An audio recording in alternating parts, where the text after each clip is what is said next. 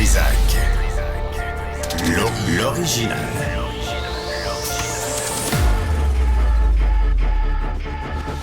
Du Trizac. Votre plaisir coupable. Bonjour tout le monde, c'est mardi 26 mars 2024. Madame Villeneuve, bonjour. Salut Benoît. Vous allez bien, Madame Villeneuve? Ça va très bien. Vous êtes de bonne humeur? Vous, votre sommeil? Ah non, ça va pas. C'est la pleine lune, hein? Ben c'est ça. Je cherche pas pourquoi. J'ai le loup-garou à fond. je sais pas ce qui arrive, mais je dors mal. Sacramouille, je dors mal. Je me lève, là, j'ai des pensées impures en plus. Oh, mon Dieu. C'est pas des... En pleine semaine 5. Je pense que Jean-François aussi. Ça se fait-tu?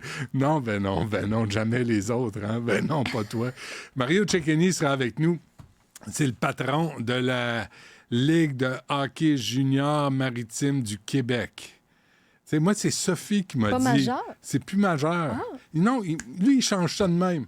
T'es rendu maritime? Ouais, il dit, je veux juste attirer l'attention de tout le monde, je vais changer le nom de la shop. Fait que bref, Mario Cecchini. Est-ce qu'il est en studio, Mario, ou pas? Mon ancien patron de 98.5. Ah! À l'époque où c'était agréable de travailler là. Moi, dire, quand Chorus a vendu à Cogeco, ça s'est réglé là. Mais bref, c'est ça. Puis à 1h15, Al Newman, c'est ça, Cybèle, un paramédic il a travaillé à Baltimore. Alors là, tout le monde a un expert en transport maritime pour dire quand un container tombe dans l'eau, ça fait des vagues. Puis il a foncé dans le pont. Puis c'est le pont. Là, c'est correct. Mais qu'est-ce que ça veut dire pour Baltimore? Imaginez si le pont Jacques-Cartier ou le pont Champlain, Victoria ne change pas grand-chose, là, mais tombait comme ça dans le fleuve, comme pour la congestion, pour l'économie. Déjà qu'on n'a pas de tunnel. Mais en pas plus. Non, mais ça serait fou, là, tu sais. Ouais. Alors, tu sais, ce que ça représente pour le monde sur le terrain. Tu sais, des fois, il faut se préoccuper des citoyens. Regarde le lien, là. Oh. Michel Leblanc est avec nous, président et chef de la direction de la Chambre de commerce du Montréal métropolitain. Monsieur Leblanc, bonjour. Bonjour, Monsieur Dutrisac, ça va bien? Oui, pas pire, pantoute, merci. Le lien, c'est que au début du mois, on a appris que l'équipe de Valérie Plante a commandé un sondage pour connaître ses adversaires potentiels. Ça a l'air que vous en êtes un, vous, là. Un vilain.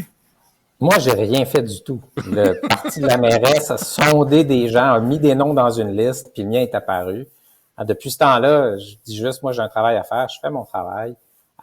Puis voilà, il y a rien à dire, tenez pas votre souffle, il y a rien à dire de nouveau aujourd'hui. Mais quand vous avez vu ça ce matin-là, moi, j'ai pensé à vous. Là. Vous, votre job, là, c'est les gens d'affaires, c'est la chambre de commerce, c'est de générer des affaires à Montréal, autour de Montréal. Mais quand vous avez vu votre nom, là, avez-vous steppé? Bien, tu sais, il y a des gens depuis quelques mois là, qui me disent, Michel, tu veux-tu considérer la politique? À tous les niveaux sont discutés. Moi, j'ai jamais fermé la porte à ce que j'aille en politique, qu'il n'y a rien de nouveau là-dedans. Quand j'ai vu mon nom ce matin-là, je me suis dit, tiens, il y a du monde qui veulent tester des noms. J'ai vu celui de Sophie Brochu. Il y a beaucoup de gens qui apprécient Sophie. On verra ce qu'elle décidera. Il y avait d'autres gens. Il y avait Denis Coderre, qui était maire de Montréal. Alors moi, bien humblement, quand j'ai vu mon nom, je me suis dit, bon, ben au moins, les gens vont peut-être faire attention à ce qu'on dit. Pas parce que je ferai de la politique, juste parce que ça met mon nom encore plus à l'avant. Puis on a des choses à dire. Puis je vais vous rajouter, à l'occasion, régulièrement, on travaille avec la mairesse. Et ça, faut vraiment le réaliser. Quand vient le temps, par exemple, d'obtenir du financement prévisible au transport collectif, là, ben la mairesse et moi, on fait front commun, on essaie de mobiliser le plus de monde pour que Québec stabilise le financement du transport collectif. Deux affaires là-dessus, Michel Leblanc. On va parler d'autres choses après, là, mais en même temps, c'est comme votre partenaire, la mairesse. Là. Elle ne peut pas vous voir comme un adversaire, puis en même temps, vous êtes là, je vous ai déjà entendu dire, je paraphrase, là, mais ça pourrait aller mieux à Montréal. Alors, comment vous marchez sur cette ligne-là, vous? Ah, écoutez, la mairesse le sait très clairement. On se rencontre régulièrement, puis on se rencontre un à un, puis on fait le point sur les dossiers. Là. Quand on parle de l'itinérance, la détresse humaine au centre-ville, là, on fait équipe. Je veux dire, la mairesse, elle le voit pour sa ville. Nous, on le voit aussi pour le milieu des affaires et pour la ville. Donc, il y a plein de dossiers où on fait équipe.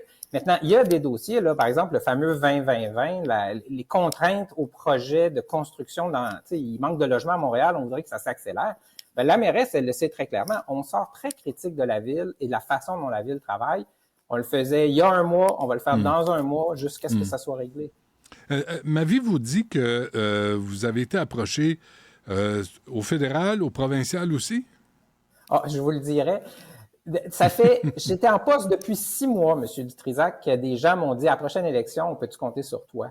C'est la nature de l'emploi. On est devant les caméras, on défend des dossiers publics. Ça intéresse le milieu de la politique, les gens qui font ça. Je m'inclus là-dedans. Donc, il n'y a rien de nouveau là-dedans. J'ai toujours été sollicité, j'ai toujours dit non jusqu'ici. Le Parti libéral se cherche un chef.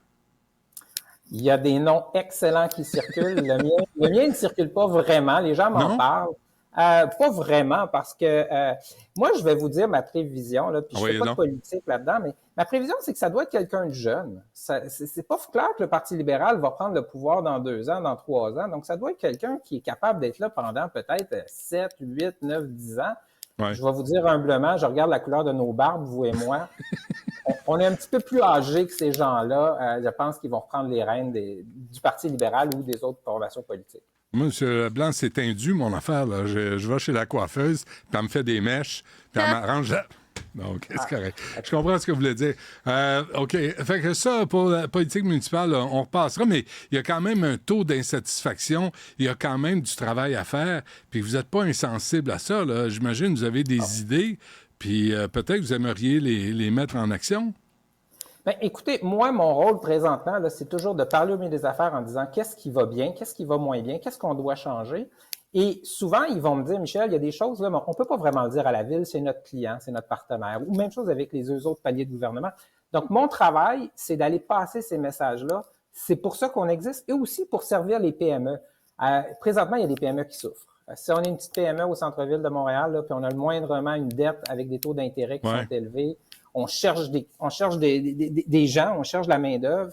On a nos clients, on est en mars, là, c'est pas si facile. Alors là, présentement, c'est d'aider les petites entreprises à passer leur message puis aller chercher l'aide qui est disponible. C'est intéressant ce que vous dites, Michel Leblanc, puis vraiment, on reviendra au but de l'entrevue. Mais Philippe Richard Bertrand me passe une chronique ici, puis à un moment donné, on se disait, ça prendrait pas un ministre des PME, parce que c'est quoi, 89 % des emplois au Québec, là, c'est fourni par les PME. Il me semble on vous laisse à vous-même, on vous laisse vous démerder.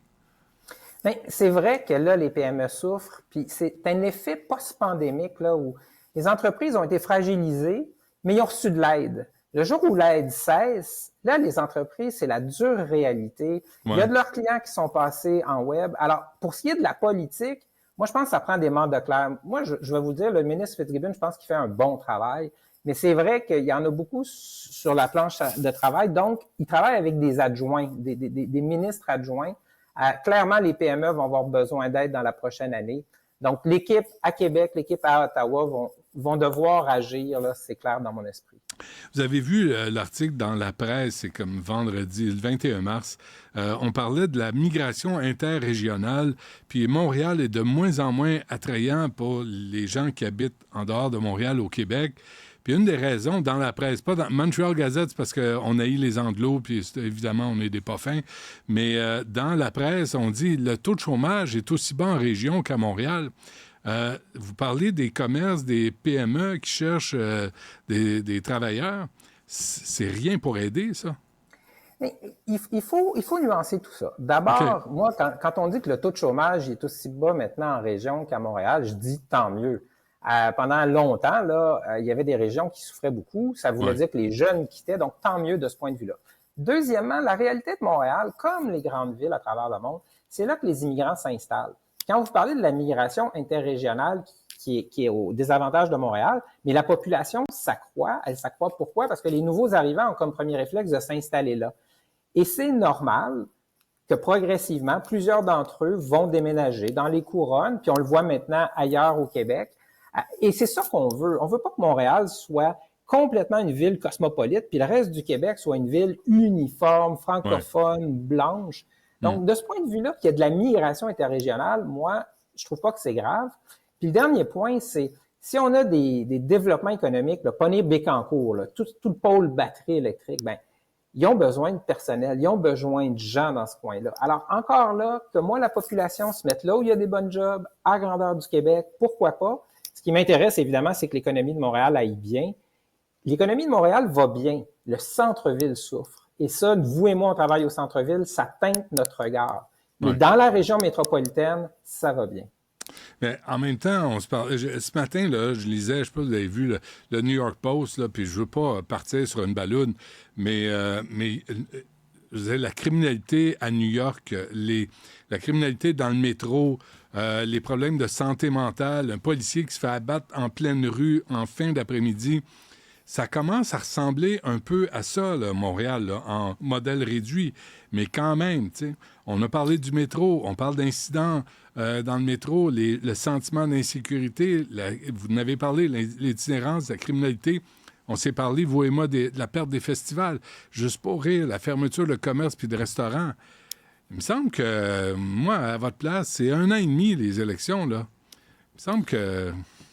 Alors, parlons pas d'élection parce que c'est trop loin, il faut agir, il faut agir Ouais. maintenant. Puis là, OK. là, on met le doigt dessus. Bon, New York, là, juste pour qu'on comprenne bien la différence, là, ils ont envoyé l'armée dans le métro. Oui. On n'est pas tout à fait rendu là, mais c'est clair que présentement, il y a de l'insécurité dans le métro, il y a de l'insécurité dans le centre-ville. Puis pour la première fois, l'automne dernier, il faut vraiment se le dire, on a sondé la base d'affaires sur son sentiment de sécurité. Quand on sonde, c'est parce qu'on pense qu'il y a un problème. Alors là, il y a une détérioration. Vous avez raison, là, faut pas qu'on pense que ça va se régler tout seul. Il va falloir plus de budget d'accompagnement. Ça, c'est Québec. Ça, c'est le ministre Carman. Le ministre des Finances, dans son dernier budget, a rajouté des sommes pour tout ce qui est les services sociaux, pour accompagner les itinérants, les gens en détresse. Mais c'est des gens qui vont avoir besoin de soins spécialisés.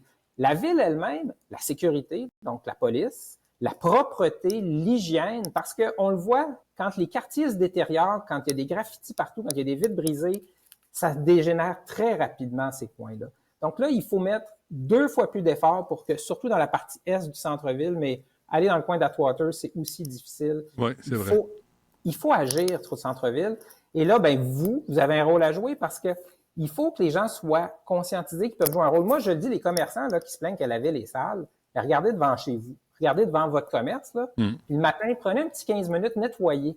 Puis si on fait tout ça, on va régler un peu le problème de propreté au centre-ville. Ça fait partie des gestes qu'on peut poser individuellement.